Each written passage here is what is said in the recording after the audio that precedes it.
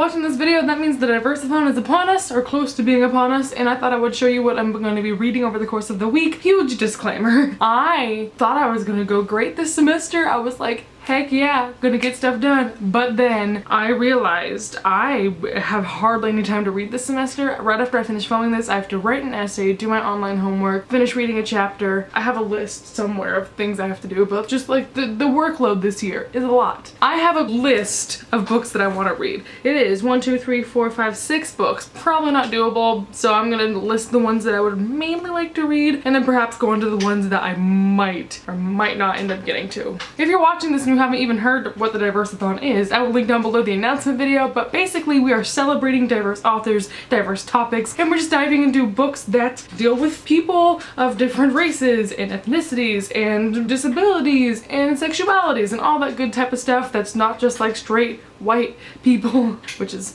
kind of dominating the industry. There's no challenges and there's no amount of books you should read, so it's just very chill, very open, very discussion based. And so here's the things that I was interested in reading over the course of this week. The first book I'm going to talk about is actually the group book that we have decided to read, so if this is something that you're interested in reading, this is the one we're going to be discussing. It is Homegoing by Yad Gessi. This book takes place in Ghana. The author is also from Ghana. I do not know too much about this book, which is probably bad because I know we're all reading it and I'm supposed to be like promoting it for the group book. I just know that it follows two sisters. One of them gets married off to an Englishman and one of them gets involved in the slave trade, and so I think it follows those two different perspectives. I could be totally wrong, but that's what I gathered from the synopsis. This is just a really important read and I'm looking forward to it because I hear nothing but good things about it. The next book I will for sure be reading, and probably will have already started before this readathon has even begun, is July's People by Nadine Gordimer. This book is from a South African author and it follows people in South Africa, so South Africa. This is for my world literature class, so I'm going to be discussing this and reading this. I don't know if it's any good, I don't know what it's about at all, but assuming that I like it,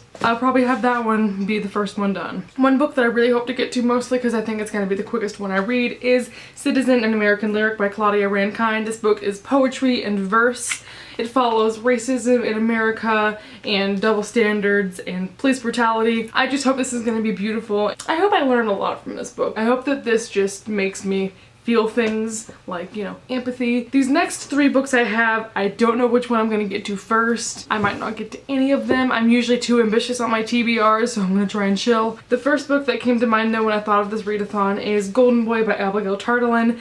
This book follows a gender fluid main character. That's all I know about this book. The author is from the UK, but I just think LGBT is definitely a subject that I wanted to include in this readathon. So that covers my LGBTQ spectrum of this readathon. Next is a book that I know I gotta get this one done. You know what, this should probably be higher up on my priorities because this is one of the more important reads that I'll read probably in my entire life. This book is White Like Me by Tim Wise. This is a book about white privilege. I think that I just need to be educated on this topic, mostly because for so long I've been scared to confront that topic, but now I'm starting to get a grasp of it, understand my place with it, and this is probably gonna help solidify my thoughts on it and just understand more of how I can help disadvantaged people as a person with white privilege. So that's going to be a really interesting and hopefully a very educational read for me. And the last book I hope to read, this is one for pure fun, and I don't know if I'm going to get around to it, but I do have to read it soon. This is The Keeper's Vow by Francina Simone. This book I know includes diverse characters, but this book is written by my fellow booktuber friend who is an African American. Just between those two facts, I think it's going to be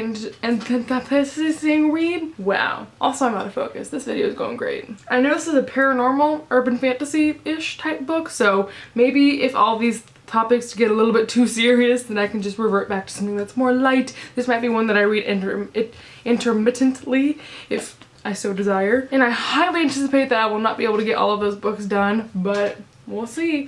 We'll try. Until it begins, I'm sure I'll be vlogging it, which should be a very interesting adventure because I'd never have done a college vlog before.